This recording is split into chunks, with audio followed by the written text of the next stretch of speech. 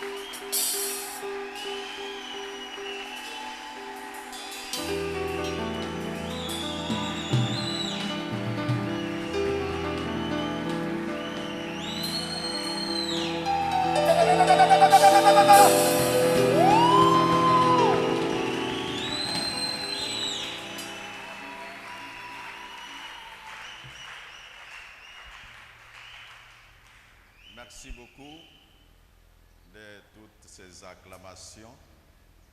C'est une manifestation d'amour et d'appréciation au travail que nous faisons et à l'Éternel Dieu qui nous a appelés à ce travail. Ma première parole, c'est de vous souhaiter tous la bienvenue au grand temple des secouristes. Je bénis l'Éternel Dieu qui a permis ce rendez-vous être possible. Et je vois là des personnalités qui ont accepté de rehausser de leur présence à cette grande matinée de prière pour les leaders. Vraiment accepter mon appréciation, l'archevêque Albert Kankenza, l'honorable président révérend Godin Poy. Vraiment, est-ce que nous pouvons applaudir le Seigneur pour leur présence?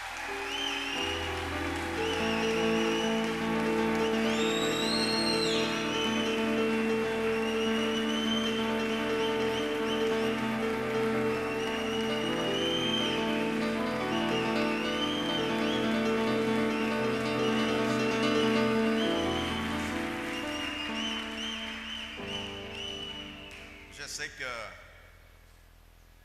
plusieurs hommes de Dieu sont dans la salle, mais il y a ceux-là encore qui nous représentent tous. Je peux dire vraiment merci à mon épouse. Je suis content que tu sois là, présente lors de cette matinée. Je suis content quand tu es à mes côtés, quand tu m'aides à lire pour moi les versets, quand je cherche encore de l'autre côté. Que Dieu te bénisse.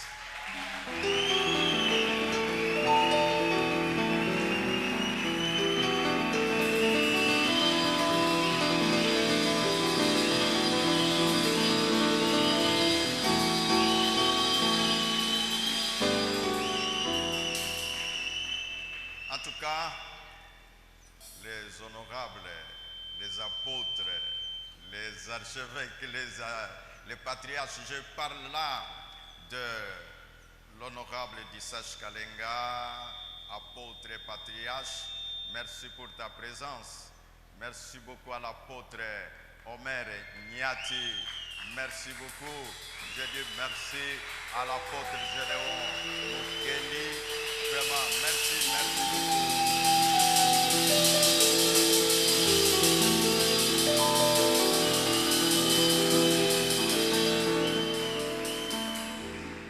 Je ne peux pas manquer de dire merci à cette grande équipe qui m'a soutenu pour que nous mettions toutes ces assises ensemble et que nous arrivions à ce qui était projet, que cela devienne une réalité.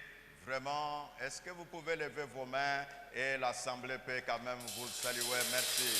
Merci beaucoup. Merci beaucoup. Merci beaucoup. Honneur à l'Éternel Dieu Tout-Puissant, Créateur des cieux et de la terre. Honneur à celui qui installe le ministère, le Dieu vivant, par son Saint-Esprit. Et je dis que la grâce du Seigneur soit notre partage tous, et vous pouvez vous mettre. Merci beaucoup. Cette matinée de prière pour les leaders est une inspiration que Dieu a placée sur mon cœur, moi votre frère, afin que je puisse appeler les leaders que vous êtes et qu'ensemble nous puissions élever nos voix vers Dieu, implorer sa grâce, afin que lui qui a dit, il est le Dieu qui exauce la prière, il peut nous exaucer pour voir certaines choses changer positivement, que ce soit sur le plan sociétaire. Quand nous disons plan sociétaire, nous voyons là la nation, notre cher et beau pays, la République démocratique du Congo, que ce soit sur le plan institutionnel, que ce soit sur le plan individuel. C'est là que nous avons intitulé cette matinée sous le thème « Les questions qui troublent les leaders ». Vous savez, bien-aimés dans le Seigneur, nous, comme hommes d'église, en pareille circonstance, il est vrai que nous pouvons parfois aller dans les principes qui peuvent nous aider à améliorer certaines choses que nous faisons, mais les plus grands principes, nous les retrouvons dans cette parole immuable, dans cette loi immuable, dans ces prescrits où l'Éternel Dieu dit que c'est dans cette parole que vous avez la vie, c'est dans ça que vous avez aussi le bien-être et même le progrès et la gloire. Donc nous ferons référence à la parole de Dieu pendant que nous allons nous adresser à l'auguste assemblée que vous êtes. Nous allons faire référence à certains écrits des hommes, de penseurs qui ont réfléchi, parce que ceux qui ont réfléchi l'ont fait pour que ceux qui entendent peuvent, en acceptant ces réflexions, aussi améliorer certaines choses dans la conduite des affaires, dans le comportement de chaque jour.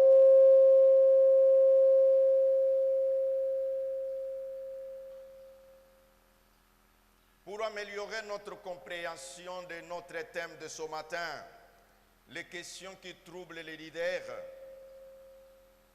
nous allons axer notre argumentaire sur 3 principes fondamentaux. Le premier, je veux parler de l'importance du leader.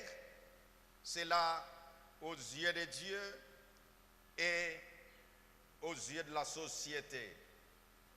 Deuxièmement, je parlerai de comment avoir un mental fort. Parce qu'en tant que leader, si notre mental est entamé, beaucoup de choses vont faiblir et nous ne saurions pas évoluer et accomplir des choses à notre plein potentiel. Et 3, je parlerai du pouvoir du leader. Parce que c'est en fonction de l'exercice de ce pouvoir que le leader est capable de s'adresser à Dieu ou en d'autres termes, d'exercer ce pouvoir pour arriver à la réalisation et à l'accomplissement des choses pour lesquelles Dieu l'a appelé, des choses pour lesquelles la société l'accepte comme leader. Pour nous faciliter la communication, nous avons prévu un support écrit. Nous en avons 2 et je pense, en vous adressant au service de protocole, les amis qui sont habillés en rouge là, ça ne coûte pas cher. Avec 10 000 francs, vous avez la gestion de temps parce que dans les principes que nous allons énoncer pendant que nous allons parler, il y a également certains principes que nous trouverons dans ce slabis là que j'ai confectionné pour l'occasion, intitulé la gestion de temps. Vous savez, chers amis, le temps est le meilleur ami. Le moment que vous acceptez qu'il vous accompagne, il le fera volontiers.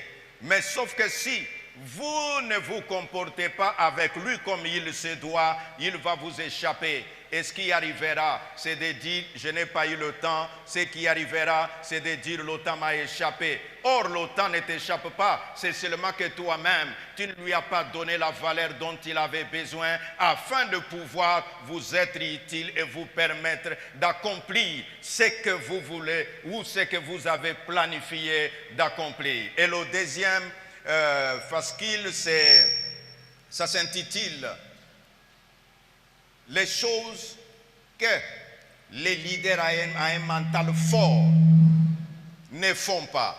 C'est-à-dire, pour un leader accompli, il y a des choses qu'il peut faire et il y a des choses qu'il ne peut pas faire. Alors, comme d'habitude, nous aimons parler de choses que nous devons faire, mais dans ce module-là, je parlais des choses qu'un leader accompli à un mental fort choisit de ne pas faire. Donc quand il regarde, il dit non, je ne ferai pas ça et ça va contribuer à ce que son mental devenant fort, il sera capable d'être utile à ceux-là qui lui font confiance, à ceux-là sur qui son influence se présente. Parce qu'on est leader, c'est en fonction de l'influence que nous avons sur les autres. Il est vrai que cette influence se retrouve à différents degrés. L'un peut être leader de famille, toute la famille compte sur toi. Oui, tu es leader, ne te néglige pas. L'autre peut être leader en fonction de l'Église parce que c'est lui qui dirige le peuple et donc c'est là où se trouve son leadership. L'autre peut être un leader en fonction de ceux qui occupent des fonctions. Je vois là certains hauts gradés militaires. Donc dans son travail là, il est leader. Nous avons par exemple l'honorable président de l'Assemblée provinciale de Kinshasa. Il est leader par rapport à ce qu'il est en train de faire parce qu'il y a des gens qui lui font confiance. Quand il apparaît, ces gens-là pensent que sa présence, c'est déjà un nombre de solutions que nous pouvons avoir. Donc ce matin, nous allons nous entraider, non pas parce que nous possédons toute la connaissance, mais parce que nous avons eu la possibilité de dire, mettons-nous ensemble et réfléchissons sur les questions qui troublent les leaders. Quand nous lisons la parole, comme je vous l'ai dit, que je vais utiliser la parole de Dieu parce que c'est là notre livre de foi et de loi, dans le livre de Luc, dans son chapitre 21, verset 31 jusqu'au verset 32e, là c'est la prière de Jésus en faveur d'un leader. Luc 21, 31 à 32. Jésus dit, de même, quand vous verrez ces choses arriver, sachez que le royaume de Dieu est proche. Je vous l'ai dit en vérité, cette génération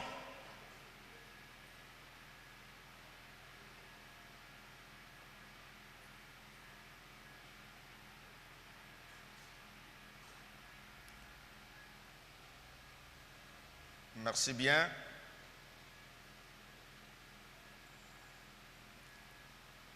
Le passage que j'étais en train de vous communiquer, c'est là où Jésus est en train de parler à Pierre. Je priais pour toi. Satan est en train de te réclamer pour te cribler comme le froment. Mais moi, j'ai prié pour toi afin que quand tu seras affermi, que toi, tu puisses affermir les autres.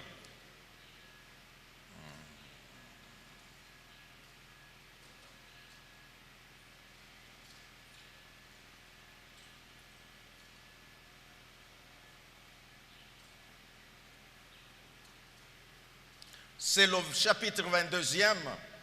Je disais Luc chapitre 22, versets 31 et 32. Le Seigneur dit, Simon, Simon, Satan vous a réclamé pour vous passer au crible comme le blé.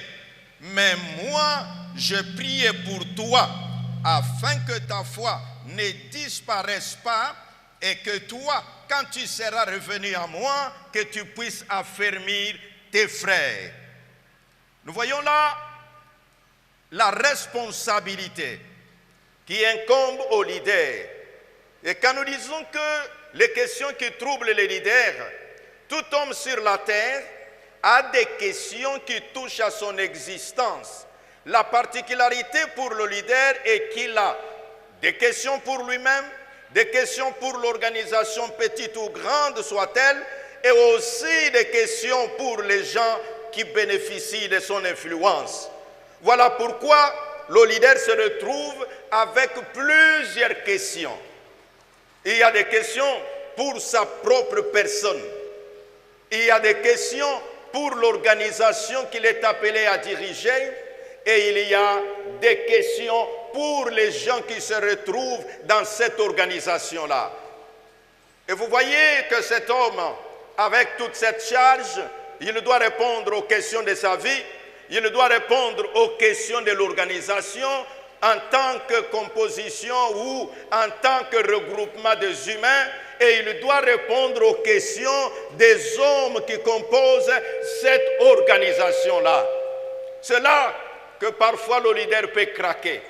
C'est là que parfois le leader peut se retrouver dépassé ou débordé par les événements. Et nous avons dit, nous pouvons partager certaines idées et que ces idées-là peuvent faire en sorte que chacun de nous, dans son niveau de leadership, il peut voir quels sont les ingrédients qu'il peut mettre en place pour que quand il veut répondre aux questions personnelles, qu'il ne puisse pas faiblir. Quand il veut répondre aux questions liées à l'organisation, qu'il ne puisse pas mourir à la place de l'organisation, pour que quand il pense, comme disait quelqu'un un jour, que parfois les pasteurs souffrent beaucoup de tensions, c'est parce qu'ils pensent qu'ils sont capables de donner des réponses à toutes les questions des fidèles.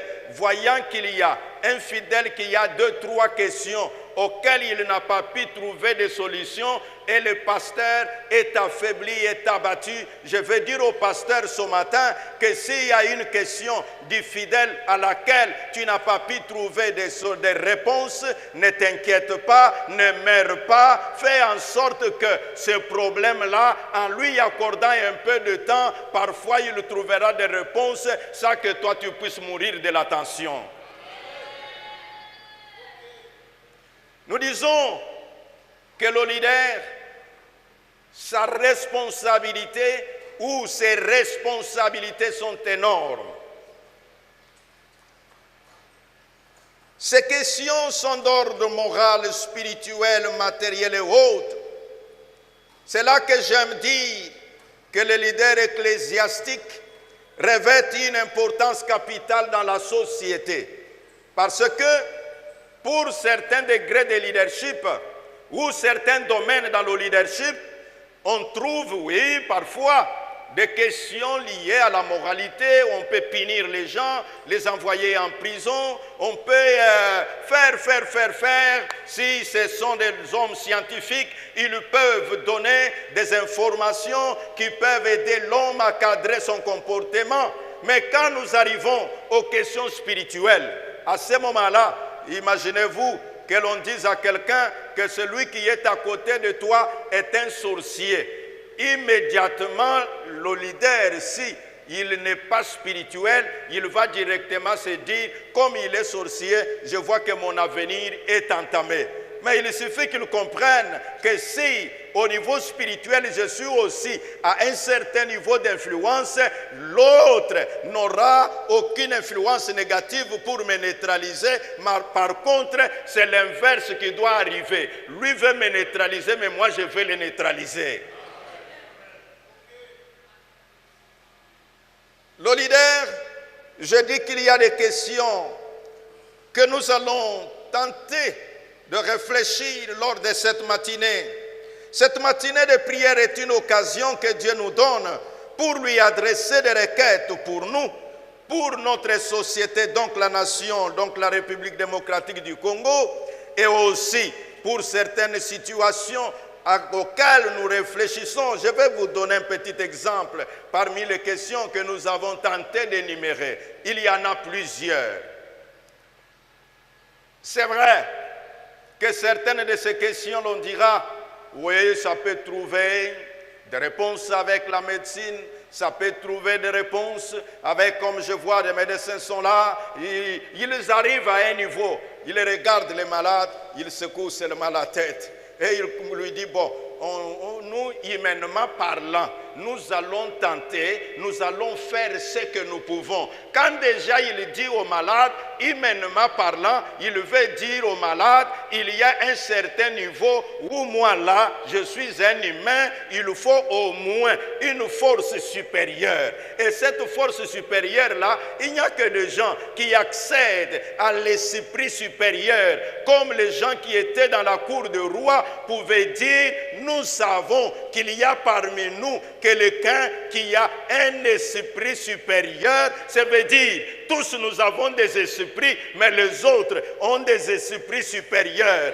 J'aimerais que quelqu'un dans cette salle puisse comprendre que le leader spirituel est cet homme qui a la supériorité d'esprit. Parce que le leader spirituel a la supériorité d'esprit. Et donc, quand il y a des questions qui troublent les leaders, lui, par la supériorité d'esprit, il peut apporter certaines réponses que les domaines scientifiques, les domaines médicaux, les domaines moraux, l'incarcération ne peuvent pas donner de réponses. Mais cet homme, parce qu'il a une dimension qui n'est ni morale, il a une dimension qui n'est ni corporelle, ni scientifique, mais une dimension que tout le monde craint. Écoutez-moi mes amis, dis seulement à quelqu'un que cet homme-là, il est du monde invisible. Les gens vont commencer à fuir cet homme-là. Je répète, dis seulement à une personne, dis au voisin que vous voyez le papa qui habite dans cette parcelle-là, il est du monde invisible. Tout le monde du quartier va commencer à indexer en disant, cet homme qui est du monde invisible là, en tout cas il est dangereux. Mais je veux dire à ceux qui m'entendent, il n'y a pas celui qui est dans le monde invisible plus que l'homme spirituel. Parce que la parole de Dieu déclare que c'est de l'invisible que de tout ce qui est visible arrive à se matérialiser. Et donc ça signifie que quand les leaders spirituels peuvent comprendre le pouvoir qu'elle est leur, à des moments, ils peuvent se dire, je vais dire un peu, vous savez, même politiquement parlant, nous comme Église, si nous comprenons que nous n'avons pas que le regroupement des électeurs, nous avons un regroupement des hommes spirituels, les gens qui peuvent avoir une capacité spirituelle que quand ils prient, les choses peuvent changer le cours de l'évolution. Je vous assure, certains politiciens auront des réserves avant d'attaquer un pasteur.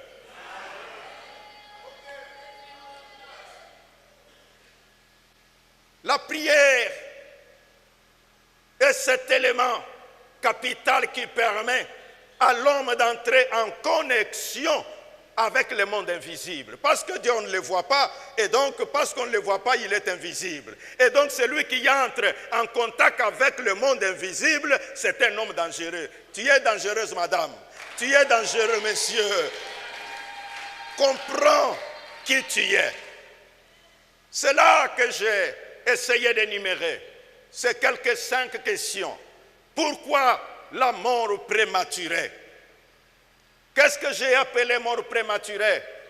Nous sommes habitués à voir mort prématurée quand un bébé de 5 ans est mort, quand peut-être une grossesse qui devait arriver à terme n'est pas arrivée à terme, et nous disons que c'est une mort prématurée. Mais moi je veux dire, qu'en lisant la parole de Dieu, qu'en voyant de la manière dont les choses se passaient autrefois, certaines personnes qui sont en train de mourir actuellement, moi je les déclare, ils meurent prématurément. Les gens qui meurent à 50 ans, quelqu'un est déjà en train d'aller vers la tombe. Toutes ces personnes que nous avons enterrées à 60 ans, voilà pourquoi je conviais les leaders que vous êtes, afin que vous puissiez exercer votre pouvoir. Et en exerçant ce pouvoir-là, que nous puissions dire au Créateur des cieux et de la terre, en disant: oh Dieu, tu avais promis que vous irez dans la tombe rassasiés de jour. Est-ce que cet homme, cette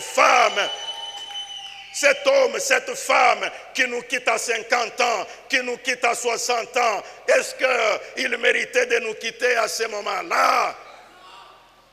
Voilà pourquoi je me suis dit qu'à cette matinée de prière, c'est là que j'ai associé ces hommes que j'ai appelés des notables, afin que nous puissions, ensemble avec vous. Pourquoi j'ai associé les notables? Parce qu'autrefois, ceux qui ont grandi au village savent comment les choses se font.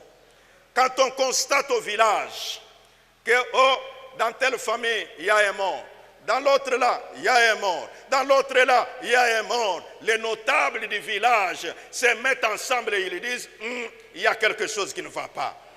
Et donc, comme leader, je me dis, imaginez-vous, les uns et les autres le savent.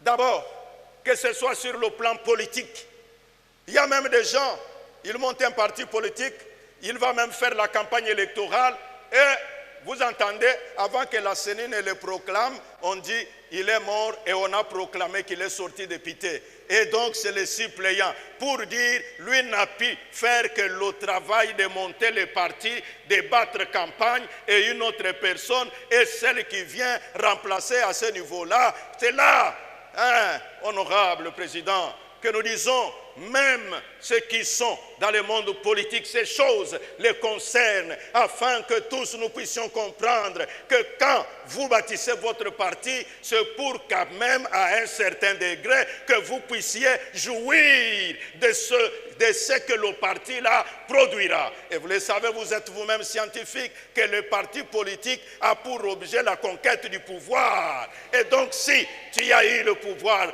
alors que le pouvoir ne soit pas quand même trop secoué le matin, secoué le soir, tu risques de ne pas en consommer le fruit réel. Et nous invoquerons l'Éternel notre Dieu. Et je crois en vous comme leader, que vous avez des capacités, que si vous appelez votre Dieu dans cette nation, il y a des choses qui peuvent changer de cours, il y a des choses qui peuvent prendre une certaine direction.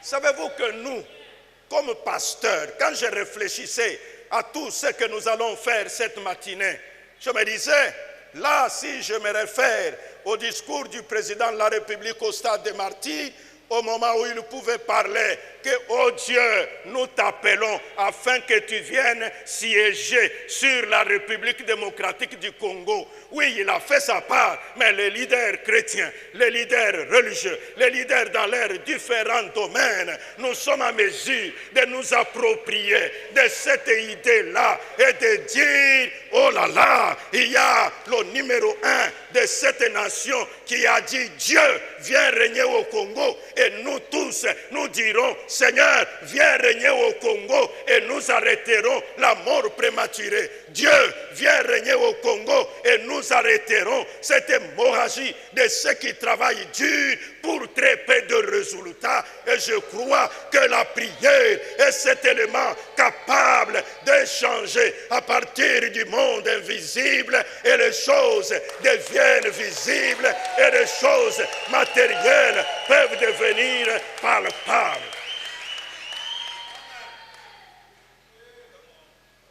Le leader, il est très important dans la famille. Quand le leader meurt, il y a des gens qui ne plairent pas au leader, mais qui plairent à ce moment-là leur propre sort. Pourquoi ils pleurent leur propre sort? C'est parce que leur espoir était dans cette personne-là. Dieu, comprenant les choses de cette façon, savez que Dieu parfois, il n'agit pas comme nous les humains. Les principes dans le monde par rapport au leadership, c'est quand ça ne marche pas, il faut limoger le leader. Mais avec Dieu, quand ça ne marche pas, ne limogez pas les leaders. Il faut les sauver et il faut les protéger. Je reprends. Selon les principes du monde, quand ça ne marche pas, allez, on change de leader. Mais selon Dieu, quand ça ne marche pas, protégez les leaders, sauvez-les afin qu'ils soient capables. Pourquoi Dieu fait cela? Dieu fait cela parce qu'il connaît que pour former un leader, le faire arriver à un certain niveau, ça prendra beaucoup de temps. Le leadership, ce n'est pas quelque chose qui arrive du matin au soir. Tu dors et tu te réveilles que tu es devenu leader. Non, ça ne se passe pas comme ça. C'est tout un processus.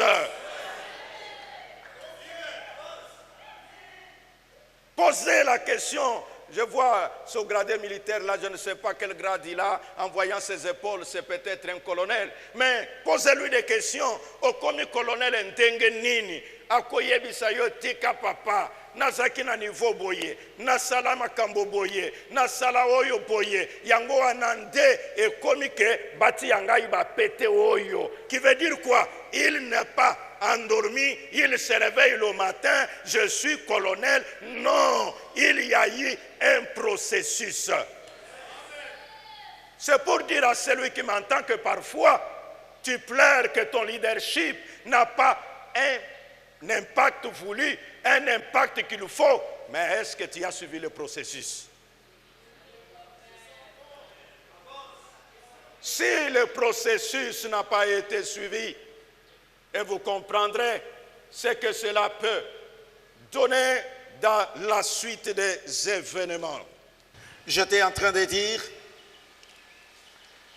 que le leader est si important que quand nous réalisons son importance, nous pouvons faire bien des choses de la bonne manière.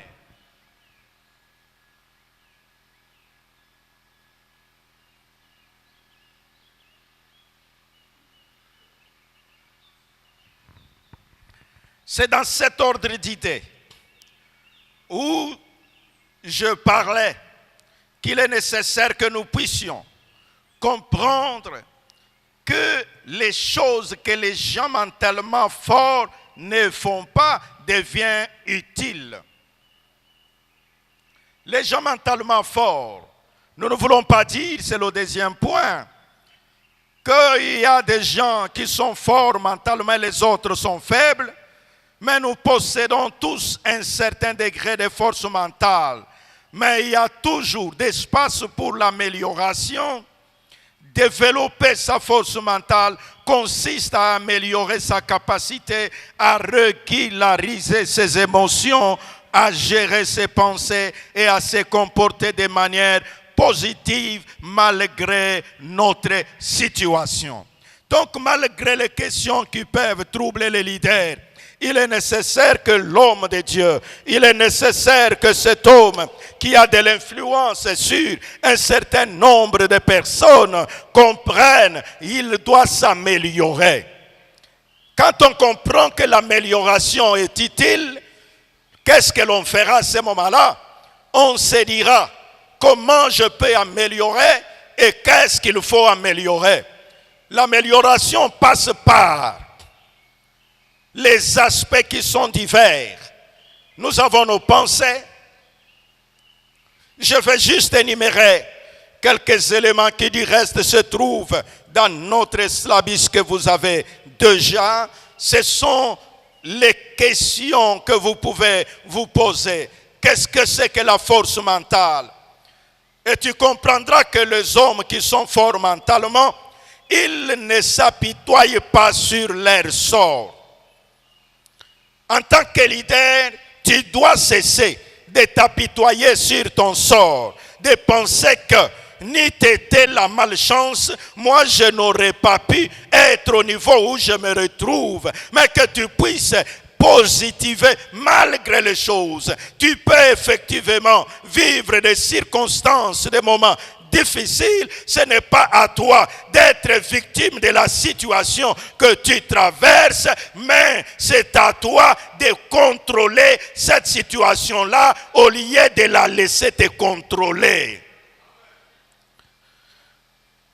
Des leaders à un mental fort, ce sont des gens qui ne résistent pas au changement. Il arrive parfois que même les gens qui sont influencés peuvent commencer à désirer un certain changement, voir les choses changer, mais celui qui se retrouve en position de leadership se retrouve qu'il résiste au changement. Je vais dire à quelqu'un, il y a un penseur qui a dit ceci, que le changement est tellement fort que si toi, tu refuses le changement va te changer toi. Quand tu vois le changement arriver, adapte-toi, améliore-toi. C'est là que vous voyez parfois les parents, à des moments, ils ne veulent pas changer, ils achètent le téléphone avec autant d'options. Parce qu'il ne veut pas changer, il a peur d'essayer. Il a peur de voir et d'apprendre comment fonctionne le téléphone que toi, tu as acheté avec ton argent. Le changement permet à l'homme de dire, si autrefois, c'est comme nous en termes d'église, autrefois quand nous avions des groupes de prière, quand nous avions ce qu'on pouvait appeler selon les termes, on chantait avec les tam-tams et consorts. Mais vous savez que ça n'a pas été facile pour que les gens changent. Il suffit que les frères qui est au synthétiseur, une note l'échappe et tu entends le dirigeant ou le leader qui dit, bon, je vois, le frère n'a pas bien prié. Qu'ils se mettent à côté, allez, amenez les tam-tams. D'ailleurs, quand nous nous sommes convertis, nous étions avec les tam-tams. Quand vous vous étiez convertis, vous étiez avec les tam-tams, le monde a évolué. Avec les tam-tams, tu ne sentiras pas bien le son. Avec les synthétiseurs, il suffit que toi tu acceptes de t'adapter au synthétiseur et tu auras de la bonne musique et tu adoreras le Seigneur Dieu et tu sentiras, vous savez, la musique, quand je lis la parole, ça a influencé même les prophètes. Leader, tu es chef d'église, ne néglige pas le côté de la musique dans l'église. C'est un côté très important qui peut influencer non seulement le côté formalistique d'un culte, mais aussi le côté spirituel d'un culte. Je disais, les hommes à un mental fort, les leaders à un mental fort ne résistent pas au changement. Quand ils voient le changement arriver, ils voient de quelle manière ils peuvent s'adapter à ce changement-là. Les hommes à un mental fort, ils ne se concentrent pas sur des choses qu'ils ne peuvent pas contrôler. Dans la vie, il y a des choses que nous contrôlons et il y a des choses que nous ne contrôlons pas. Ça signifie quoi? Il y a des moments, surtout ceux qui sont en position de leadership, nous avons tendance à vouloir tout contrôler. Tu as une église de 1000 personnes.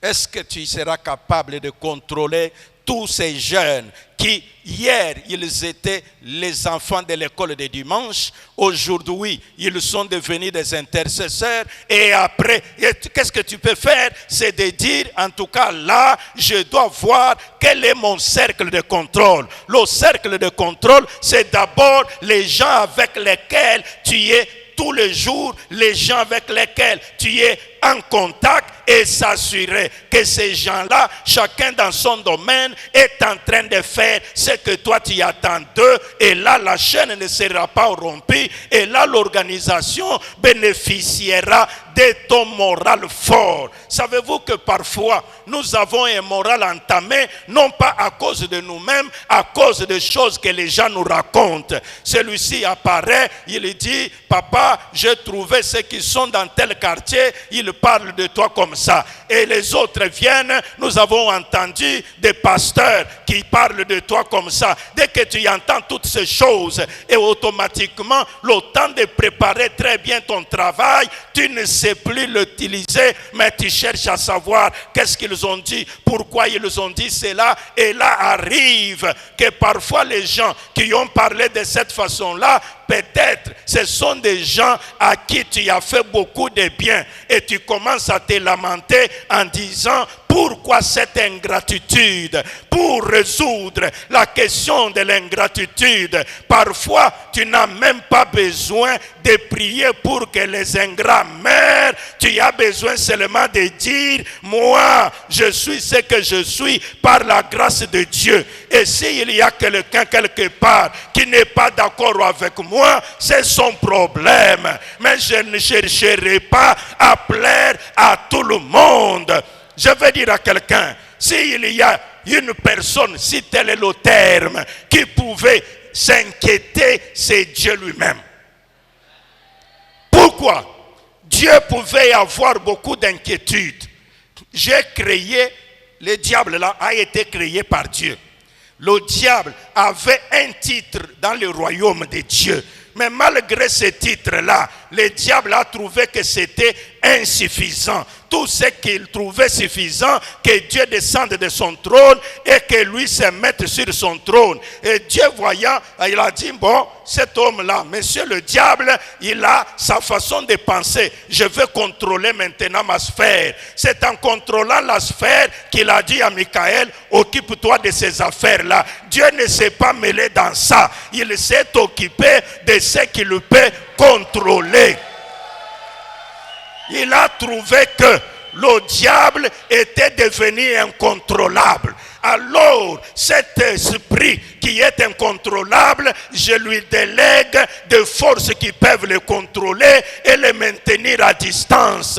Et il est là, il contrôle son trône et il est Dieu. Jusqu'aujourd'hui, Dieu ne se plaint pas de ce que le diable, malgré la position qu'il avait eue, qu'il avait obtenue, il s'est révolté contre moi. Leader, là où tu es, voilà ce qui est bon pour toi et pour nous tous. C'est de savoir qu'il y a des zones de contrôle et qu'il y a des zones de non-contrôle. Quand tu observes une zone que tu ne peux pas contrôler, tu acceptes que cette zone-là, je ne la contrôle pas. Parce que je ne la contrôle pas, je vais pouvoir contrôler la zone de mon influence et tu n'auras pas d'inquiétude et ton moral sera toujours très fort.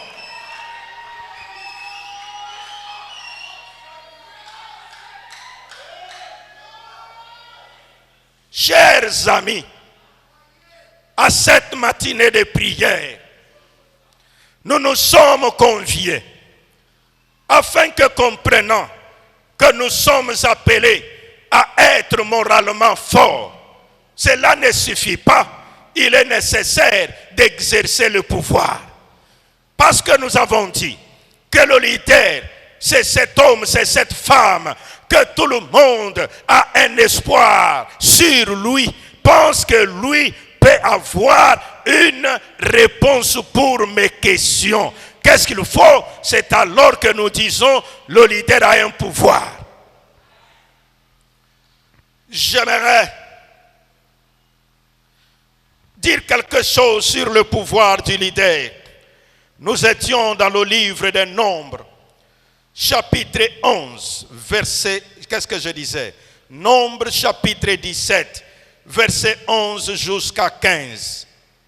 La Bible dit, et Moïse dit à Aaron, prends le brûle parfum, mets-y du feu provenant de l'autel, mets-y du feu provenant de l'autel, pose-y du parfum, va vite vers l'assemblée et fais l'expiation pour eux.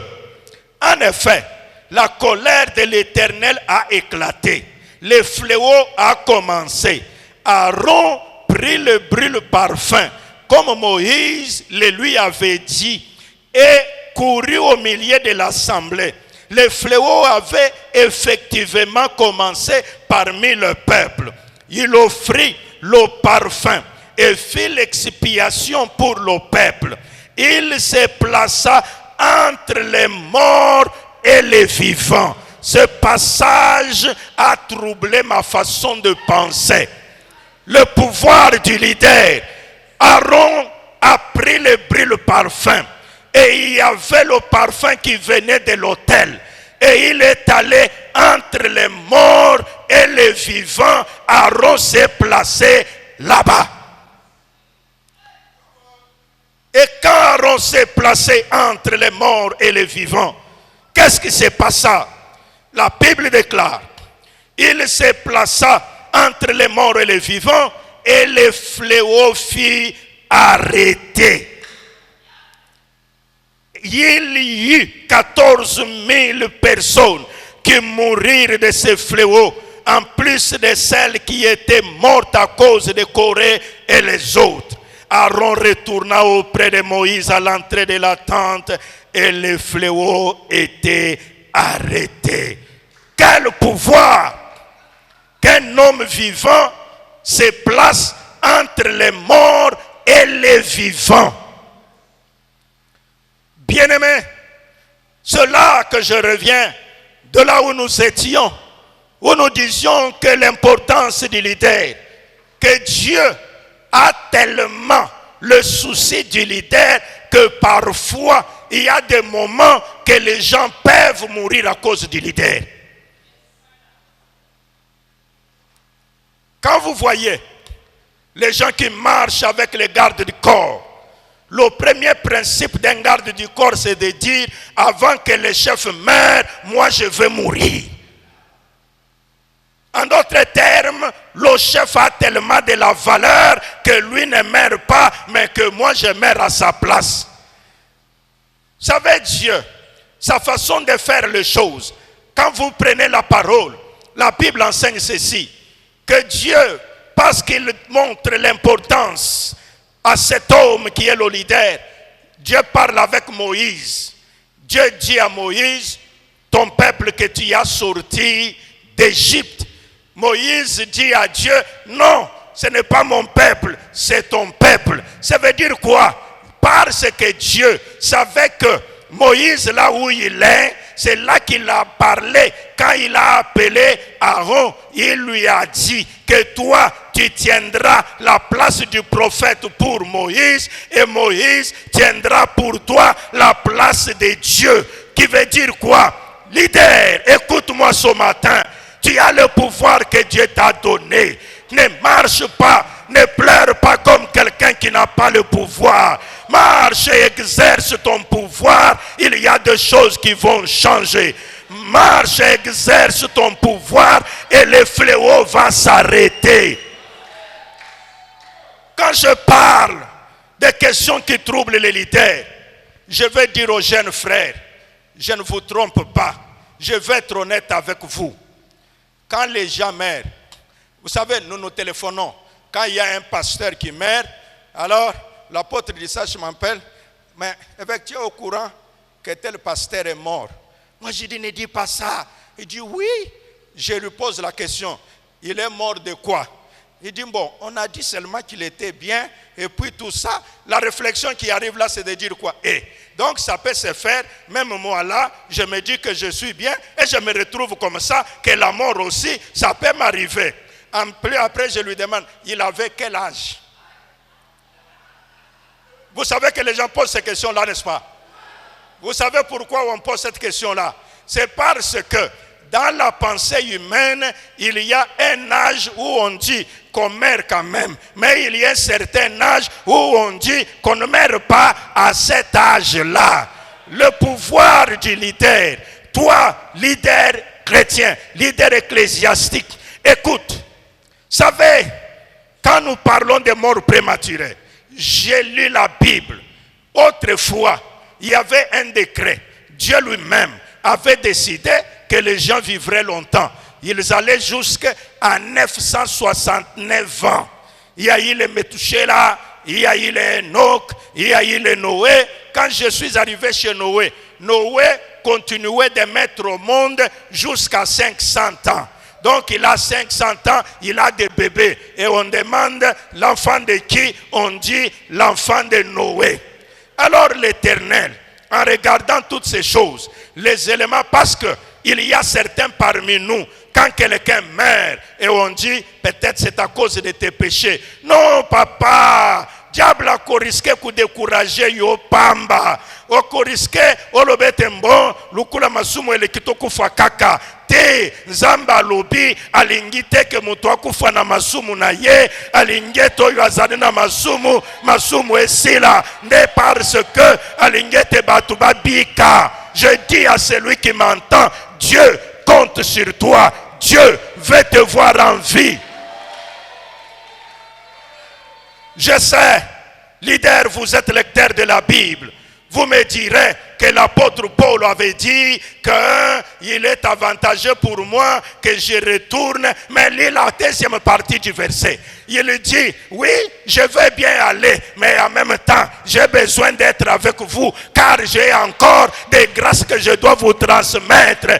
Godé, vous avez des grâces que le peuple attend. Nous ne voulons pas que tu meurs maintenant. Écoutez-moi mes amis, même les affaires de poison, vous qui êtes avec les politiciens, n'est-ce pas, il est écrit que parfois vous allez boire des breuvages mortels et ces breuvages ne vous feront rien. Godé, je te déclare qu'au nom de Jésus, si tu prends des breuvages mortels, ça ne te fera rien.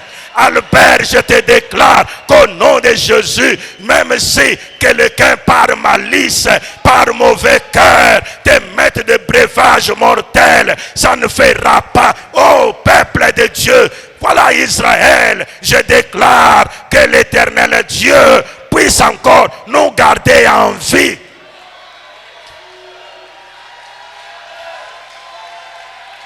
Écoutez-moi mes amis.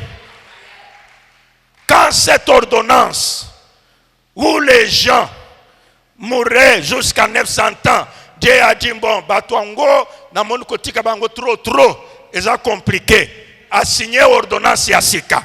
Na ordonnance Yassika signé, quand vous prenez ordonnance numéro 90, quand vous prenez cette ordonnance-là dans son alinéa du psaume 90, quand vous allez vers son alinéa 4, 5, 6, 7, 8, il dit ceci: les années de l'homme sur la terre seront de 70 ans. Je dis 70 pour que tu comprennes bien. Je ne veux pas aller à 70. Il sera de 70 ans. Et Dieu a dit, non.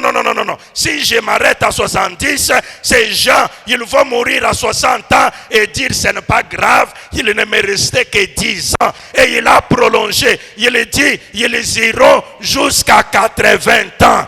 Et l'apôtre Paul dit ceci: dans l'assemblée des saints, il y a des catégories de personnes. Il y a des faibles et il y a des forts. Et moi, je veux, en lisant cette parole, aux 80 ans, il a dit que c'est pour les vigoureux. Ça signifie c'est pour les forts. Et toi, ce matin, dans cette prière de leader, veux-tu te placer du côté des vigoureux ou tu veux te placer du côté des moins vigoureux?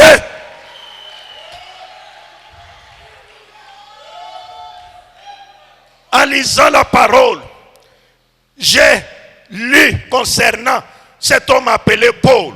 Si vous lisez bien son âge, il peut avoir vécu jusqu'à plus de 80 ans. Pourquoi? Parce que son discours qu'il a tenu chez Publius, c'était les 67 ans après Jésus-Christ. Or, si vous prenez le temps qu'il persécutait, les grades qu'il avait déjà franchis pour être le chef de bande, c'est pour dire qu'il n'était pas un petit monsieur, c'est quelqu'un qui était déjà reconnu. Je veux que parmi nous, à la prière que nous ferons ce matin, si Dieu peut nous permettre qu'au lieu que nous puissions enterrer, j'ai posé des questions. La plupart de nos pasteurs qui nous ont quittés, que ce soit l'année passée, que ce soit même au début de cette année, vous vous retrouvez, oh il est mort à quel âge? 53. À quel âge? 63. À quel âge? 61. À quel âge? Il a laissé même des dossiers sur son bureau, le projet qu'il avait. Et nous parlions avec le patriarche Daniel Capé d'un frère. Il dit qu'il me parlait de toi. Et quand nous étions en train de parler, il avait tout un tas de projets sur sa table. À 63 ans, il nous a quittés. Tous les projets sont restés sur la table. Mais la Bible déclare que tu mourras. Tu auras une vieillesse heureuse et tu mourras rassasié de jour. J'aimerais, bien-aimé dans le Seigneur, que ce matin, que les Aaron de Kinshasa, que les Aaron de la République démocratique du Congo s'élèvent ce matin et prient leur Dieu et qu'ils disent à l'Éternel en disant: Seigneur, nous réclamons 80 ans pour les leaders, nous réclamons 100 ans pour les leaders. Et je dis à celui qui m'entend, la Bible déclare, c'est Jésus qui a parlé, mon Seigneur Jésus, il a dit ceci: voilà, je vous ai donné le pouvoir, ce que vous lierez sur la terre sera lié dans les cieux. Je vais dire à quelqu'un, Jésus a signé un décret, le décret du royaume des cieux, qui dit ceci: ce que vous permettrez sera permis. Je veux que nous puissions ce matin, comme assemblée des saints, signer des décrets que nous ne voulons plus enterrer. Oui, Aaron s'est déplacé entre les morts et les vivants. C'est comme pour dire: Dieu, ceux qui sont morts, j'accepte, je me plie à ta volonté. Mais ceux qui sont encore vivants, je les protège, qu'ils ne meurent pas. Moi, je me place maintenant entre ceux qui sont morts. Que je te dise: oh Dieu, ils sont morts. Je me plie à ce que tu es souverain. Mais pour ceux qui sont encore vivants, oh Dieu, je te prie qu'ils ne meurent pas. Je veux dire à quelqu'un, nous allons prier que Dieu nous accorde la grâce. Tu vas dire, les conditions sociales, ceux qui sont morts sont vraiment toujours des conditions sociales minables, plus que ceux qui sont restés vivants. Je ne pense pas. Bien-aimés, c'est ici que je voulais nous dire tous, comme me disaient certains parmi vous, que cette affaire ne s'arrête pas seulement quand nous avons fait une prière ce matin, nous repartons et non, si de temps en temps, nous nous convoquons, nous plairons devant le Tout-Puissant, nous disons à Dieu, ce beau et grand pays que tu nous as donné, ce n'est pas pour rien. Écoutez-moi mes amis, si Dieu te donne quelque chose, c'est qu'il t'a trouvé digne de la chose. Si Dieu nous a donné ce pays et que nous y sommes comme des citoyens, il nous a trouvé dignes. Dignes non pas seulement d'y habiter, dignes aussi d'en jouir les richesses qui sont dans ce pays. Dignes non seulement de jouir de ces richesses, digne aussi de faire étendre le royaume de Dieu et que nous puissions nous joindre à ce cri du président de la République qui disait: Dieu, je t'appelle, viens siéger au Congo. Et nous voulons dire: Dieu, nous t'appelons, viens siéger au Congo et que la mort prématurée s'arrête. Dieu, viens siéger au Congo, le leadership sans impact s'arrête. Dieu, viens siéger au Congo et que le travail dur pour un maigre résultat s'arrête. Dieu, viens siéger au Congo pour que l'ingratitude s'arrête.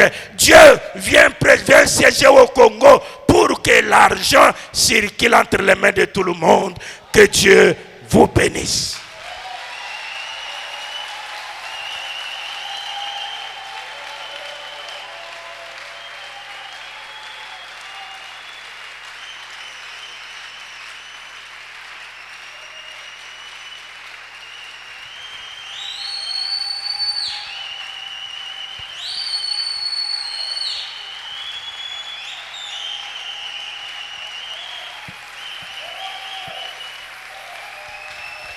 Merci. Merci.